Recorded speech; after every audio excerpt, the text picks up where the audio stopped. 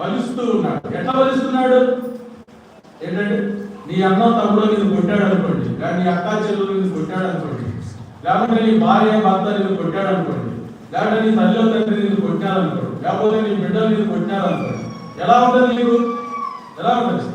కక్ష, కోపం, ఎలా వాడిని నేను కొట్టాలి, ఎలా నేను ఆమెను తిట్టాలి, ఎలా ఆమె నేను కొట్టాలి అని ఎదురు చూస్తూ ఉంటాం. సమయం కోసం ఎదురు చూస్తూ ఉంటాం. అది మనుషుని యొక్క స్వభావం.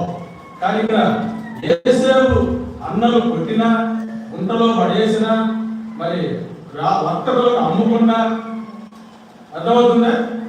పాపం వెంటాడినా, శరసాల్లో ఉన్నా దేవుడు అతనికి తోడుగా ఉన్నాడు. ఎప్పుడు తోడుగా ఉంటాడు?